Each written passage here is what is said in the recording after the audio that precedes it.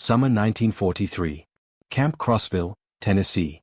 The brown liquid fizzing in the bottle mesmerized the German soldier who had never seen anything like it. After 2 years fighting in North Africa, subsisting on hard biscuits and ersatz coffee, this sweet carbonated drink called Coca-Cola represented impossibility made real. It cost 5 cents from the camp canteen, the same price guards informed him that American children paid with their allowances. Across American prison camps that summer, 371,683 German POWs would confront a reality that contradicted everything Nazi propaganda had taught them about American weakness. They discovered a nation where ice cream was routine dessert, where soft drinks were everyday beverages, where candy bars were so common that guards gave them away. These simple foods, treats that most German children had never tasted, would systematically demolish Nazi ideology more effectively than any propaganda program. The mathematics of abundance were being written in sugar and carbonation, in chocolate and ice cream, revealing an American industrial capacity that rendered German deprivation not noble sacrifice, but needless suffering. What began as amazement at American confections would evolve into complete psychological transformation. The Desert's End. The Afrika Korps surrender in Tunisia during May 1943 brought approximately 250,000 German and Italian soldiers into Allied captivity. These veteran desert fighters who had pushed the British back to Egypt under RML's leadership expected harsh treatment as prisoners. Nazi propaganda had prepared them for American brutality and starvation. Instead, within hours of surrender, they encountered American rations. These field rations, which American soldiers routinely complained about, contained treasures: crackers, processed cheese, candy, fruit bars, instant coffee, sugar tablets, and cigarettes. German soldiers who had survived on minimal rations for months treated these emergency meals as feasts. According to military records, at the processing camps in North Africa, the U.S. Army served pancakes with syrup, fresh eggs, and milk, foods that had vanished from German military rations years earlier. The systematic feeding of enemies with superior food began immediately, though its psychological impact would only be understood later. A German officer later testified to the International Red Cross, "We expected to be starved as prisoners. Instead, the Americans fed us better than our own army had."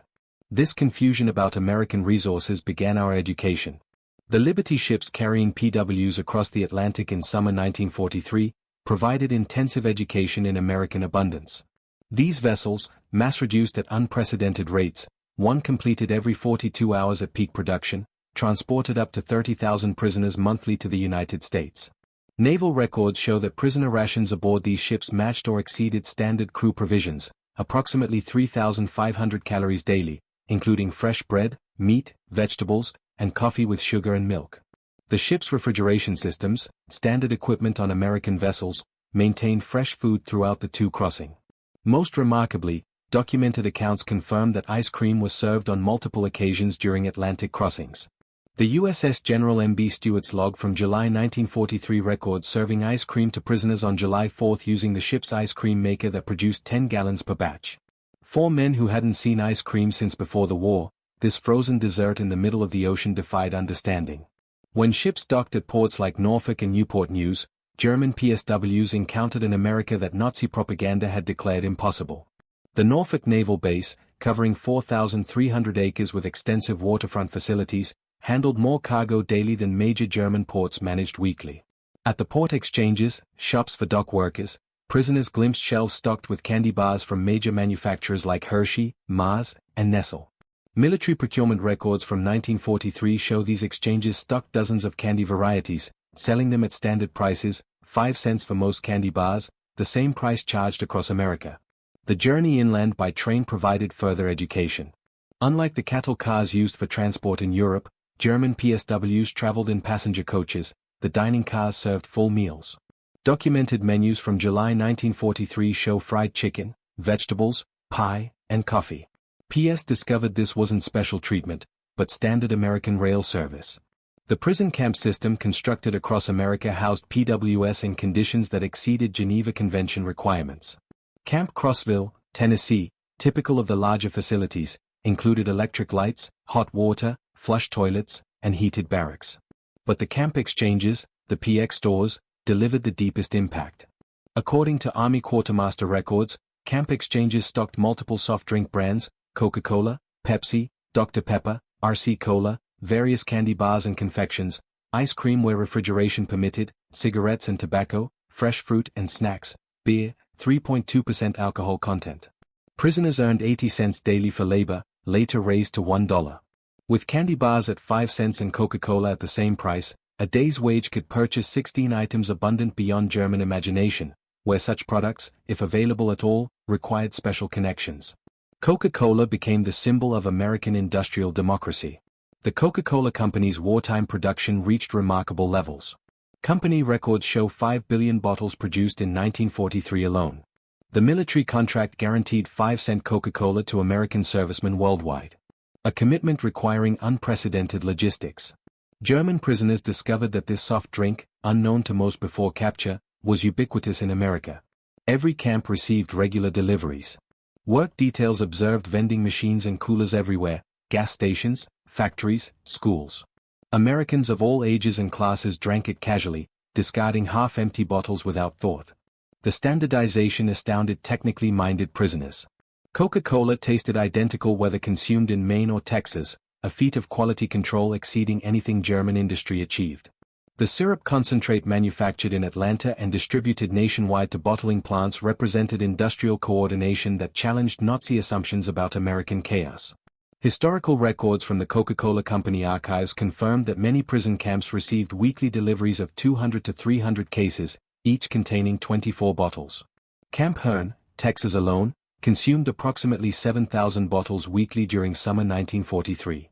Ice cream in American prison camps seemed impossible to Germans who hadn't seen it since before the war. Yet, Army records confirmed that ice cream was regularly served in camps with adequate refrigeration during summer months. The military considered ice cream essential for morale, so important that specialized ice cream ships were built for the Pacific Fleet. At Camp Shelby, Mississippi, the July 4, 1943 celebration included ice cream made on site. Prisoners watched as hand-cranked freezers produced gallons using ice, salt, cream, sugar, and flavorings. The casual use of scarce resources, ice in July, cream, sugar for entertainment food, demonstrated priorities Germans couldn't fathom. By 1944, many camps had electric ice cream makers. The variety available, chocolate, vanilla, strawberry, butter pecan, exceeded what German ice cream parlors offered before the war. Prisoners could purchase ice cream bars for 10 cents, ice cream sandwiches for the same price, or cups of various flavors. Army procurement records show that larger camps ordered 50 to 100 gall of ice cream weekly during summer months. The frequency varied by location and season, but prisoners regularly enjoyed this frozen luxury that had vanished from German life. Sugar consumption in American prison camps delivered particularly powerful impact. In Germany, sugar was strictly rationed. Civilians received 280 gram monthly when available. In American camps, sugar sat in bowls on mesh hall tables for unlimited use. Quartermaster records from 1943 to 1945 show camps receiving 100-pound bags of refined sugar weekly. Camp bakeries used sugar liberally. Cakes, cookies, and pies appeared regularly on menus. The mess halls sweetened coffee, tea, cereals, and desserts without restriction. One documented incident from Camp Aliceville, Alabama, illustrates the contrast.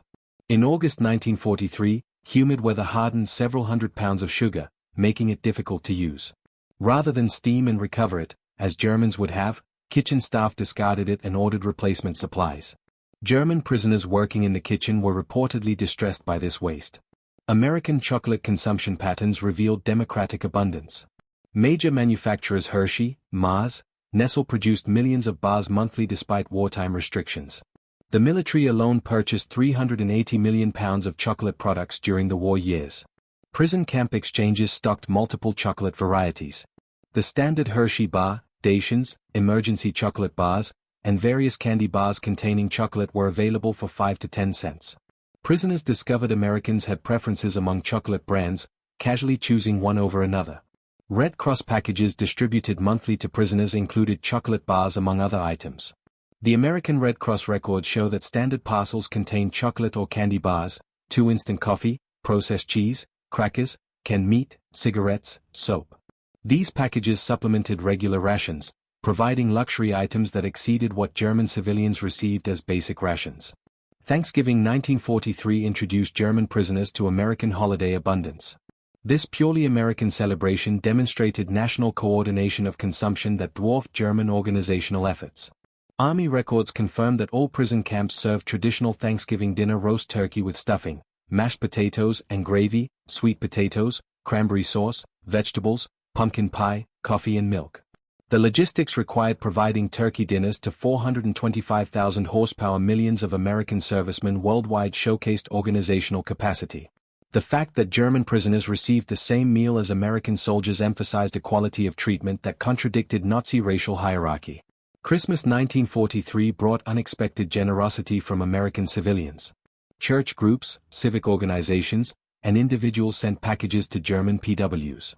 The American Friends Service Committee alone distributed 50,000 Christmas packages to enemy prisoners. These packages typically contained homemade cookies, candy, toiletries, games and books, cigarettes, writing materials. Local communities near camps often provided additional support. In Tonkawa, Oklahoma, townspeople delivered homemade treats to German prisoners at Camp Tonkawa. In Hearne, Texas, church groups brought Christmas cookies and candy to Camp Hearne. This civilian kindness toward enemies challenged Nazi ideology fundamentally. Americans who had family members fighting against Germany nevertheless showed charity to German prisoners, demonstrating strength through mercy rather than vengeance. As labor shortages intensified, German POWs worked increasingly outside camps, witnessing American food production firsthand. By 1944, approximately 100,000 prisoners worked in agriculture and food processing, gaining intimate knowledge of American abundance. In Michigan orchards, prisoners picked cherries destined for maraschino production, those bright garnishes topping ice cream sundaes. The volume staggered them. Single orchards producing tons of fruit for decorative purposes. At canneries, prisoners observed quality control that rejected perfectly edible food for minor imperfections. Del Monte records from 1944 show that approximately 15% of fruit was rejected for canning due to size irregularities or minor blemishes, typically diverted to animal feed. Sugar beet processing in Colorado and Nebraska revealed agricultural mechanization beyond German achievement. Single farms produced more sugar beetheads than entire German regions. Prisoners learned that American sugar production from both cane and beets reached approximately 7 million tons annually, explaining the casual abundance they witnessed. German prisoners working near schools witnessed early versions of organized school lunch programs. Children received hot lunches including milk, protein, and vegetables. The National School Lunch Act would formalize this in 1946, but precedent programs operated during the war. The milk program particularly impressed German observers. Many schools provided fresh milk to children daily. The logistics of daily delivery to thousands of schools demonstrated organizational capacity that Germany couldn't achieve for military supplies. Some school cafeterias offered ice cream for additional purchase. The concept of children buying frozen desserts at school while German children faced food shortages created profound impact among prisoner observers. When minimum security prisoners ate at American diners under guard, they encountered democratic abundance. These small restaurants offered menus that would have graced elite German establishments available to anyone with modest funds. Documented prices from 1944 show hamburger 25, Coca-Cola 5, pie slice 15 cents, ice cream sundae 25, full dinner special 65 to 75. The equality of service, anyone could order anything, contradicted German social stratification. A factory worker and bank president ate identical meals at adjacent counter stools served by the same waitress for the same price. As prisoners gained access to American publications, they discovered production statistics that dwarfed German efforts. 1944 American production documented figures. Sugar approximately 7 million tons. Chocolate and cocoa products 380 million pounds military alone. Coca-Cola 5 billion bottles 1943 figure. Ice cream over 500 million gallons. Milk 119 billion. German production same period. Sugar heavily rationed primarily from beets. Chocolate military priority only. Soft drinks, minimal production. Ice cream virtually non-existent. Milk severely rationed. These numbers published openly in American media demonstrated that America's wartime production exceeded Germany's peacetime peaks. By late 1944, German POWs were sending food packages to Germany rather than receiving them. Using camp wages, prisoners purchased American products to mail home: chocolate bars, instant coffee, canned goods. International Red Cross records confirm this reversal. German prisoners in America sent approximately 11 million parcels to Germany during their captivity, most containing food items. The impact on German families receiving American abundance from imprisoned relatives while they faced starvation in freedom profoundly undermined Nazi ideology. American rationing implemented during the war revealed the gulf between societies. Americans complained about sugar rationing of 2 monthly per person, more than triple the German allowance when available. American meat rationing at 28 ounces weekly per person exceeded what Germans received monthly. Even rationed, Americans maintained consumption levels Germans considered impossible luxury. The Office of Price Administration records show Americans purchased 74 of sugar per capita in 1944 despite rationing, 10 times German consumption. Beyond Coca-Cola, prisoners discovered America's soft drink industry. Pepsi Cola, Dr. Pepper, RC Cola, Orange Crush, and regional brands competed nationwide. The variety itself, multiple companies producing similar products, demonstrated market abundance impossible under German-controlled economy. Bottling plants operated in every major city. The technology, carbonation, bottling, capping, labeling was standardized and efficient. Single plants produced millions of bottles annually. The distribution network reached every small town, gas station, and grocery store. American soft drink production reached billions of bottles annually by war's end, dozens of bottles per American citizen yearly. This single industry's output exceeded entire sectors of German consumer production. Spring 1945 brought the final blow. As American forces advanced through Germany, German PS in America watched newsreels of GIs distributing chocolate and gum to German children. These children's joy at receiving American candy their own government couldn't provide completed the ideological demolition. The contrast was stark. American soldiers advancing through enemy territory carried enough candy to give away, while the German state that promised triumph delivered starvation. Films of concentration camp liberations showed American troops sharing rations with skeletal survivors, demonstrating humanity toward victims of the regime German soldiers had served. Between 1945 and 1946, German PSWs returned to a destroyed homeland. Many prisoners had gained significant weight in American captivity, while their families lost weight to starvation in German freedom. They brought knowledge of abundance to a land of absolute scarcity. Medical examinations showed German PS generally returned healthier than when captured. They returned to families weakened by deprivation. This physical evidence of American plenty versus German deprivation was undeniable. Many prisoners brought final Red Cross packages home. Chocolate, coffee, and canned goods that became family treasures. Children who had forgotten chocolate's taste received Hershey bars from fathers who had eaten ice cream regularly in prison camps. Former PWs became unexpected advocates for the Marshall Plan. They had witnessed American abundance that wasn't zero-sum, prosperity through production rather than conquest. Their testimony that Americans could afford to rebuild enemies influenced German acceptance of American aid. These men understood that American power came from productive capacity, not extraction. They had seen a society wealthy enough to waste food while fighting a global war. This mental model, creation rather than conquest, shaped West Germany's economic approach. The German economic miracle of the 1950s was partially built on knowledge gained in American prison camps. Former PWs who had witnessed American production methods, distribution systems, and consumer abundance applied these lessons to German reconstruction. They had learned that mass production could make luxuries affordable. Standardization enabled quality and efficiency. Consumer abundance created political stability.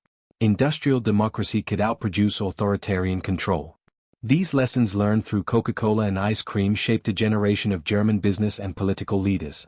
The transformation of German PWS through American food abundance is documented in military quartermaster records, International Red Cross reports, corporate production records, particularly Coca-Cola archives, PW correspondence, censored but preserved, post-war interviews and memoirs, academic studies, particularly Arnold Kramer's extensive research.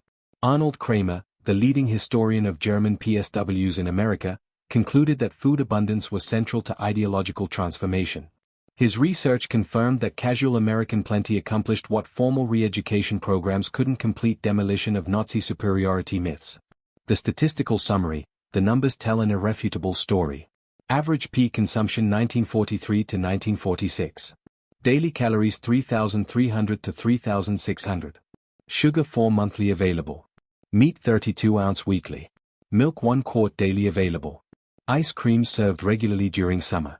Soft drinks unlimited at 5 cents each. German civilian rations, same period. Daily calories, 1,200 to 1,500.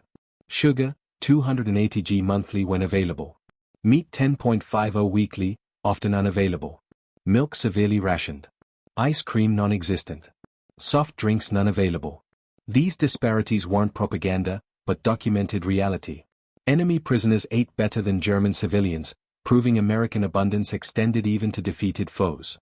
The POW experience with American food culture influenced post-war Germany profoundly. Coca-Cola returned to West Germany in 1949, becoming a symbol of American alliance. Ice cream parlors modeling American soda fountains appeared in German cities. Candy bars and chewing gum became symbols of recovery. Former prisoners of war often became importers of American food products, understanding their appeal from personal experience. They knew these products represented more than taste. They symbolized abundance, democracy, and modernity. The introduction of supermarkets to Germany in the 1950s was championed by former POWs who had witnessed American grocery stores. They understood that democratic abundance required new distribution methods, not just production increases. In various post-war interviews and memoirs, German POWs consistently identified food abundance as transformative. A former Africa Corps officer stated in a 1975 interview, "We expected to defeat a weak, divided America. Instead, we found a nation that could give ice cream to enemies. That's when we knew we had lost more than a war. We had lost our entire worldview." Another veteran interviewed for a documentary in 1985 recalled, "My first Coca-Cola was like drinking the future. It was sweet, fizzing, completely unnecessary, and available to anyone for a nickel. That drink contained everything Nazi Germany wasn't. Abundant, democratic, joyful." These testimonies collected across decades confirmed that American food abundance achieved what military defeat alone couldn't: complete ideological transformation. The men who arrived as Nazi warriors left as witnesses to democratic prosperity. Historians recognize the German POW experience in America as remarkably successful re-education through abundance rather than propaganda. The program succeeded because it relied on observation rather than instruction. PS saw American society functioning at peak productivity while treating enemies with dignity. The food aspect was crucial because it was universal. Everyone understands hunger and satisfaction. Undeniable. Weight gain and health improvement were visible. Continuous 3 meals daily plus canteen purchases.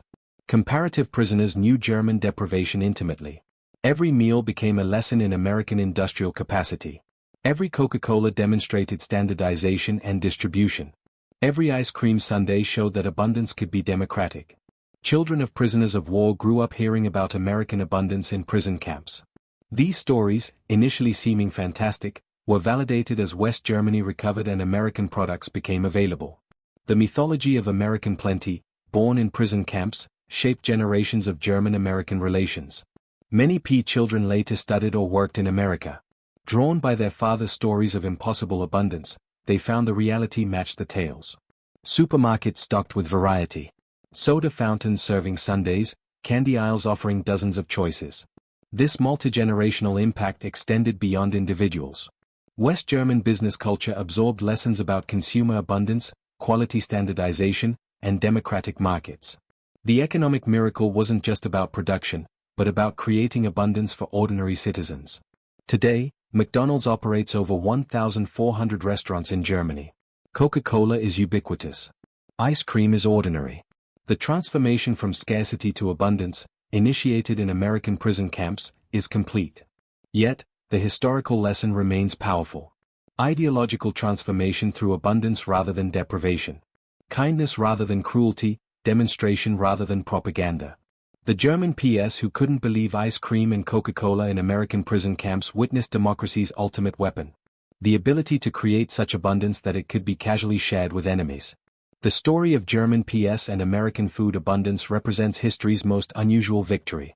A war won through generosity, an ideology defeated by ice cream, a worldview shattered by soft drinks. These men experienced transformation not through punishment but through plenty. They arrived believing in German superiority and American weakness. They left understanding that American strength came from productive capacity so vast it could waste resources without concern.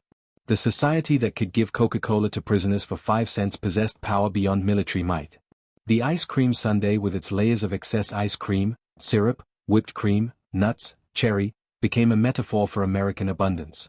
Each component alone exceeded German dreams. Combined, they represented impossible luxury made routine. That enemies could order seconds, while German children faced hunger revealed the totality of Nazi failure.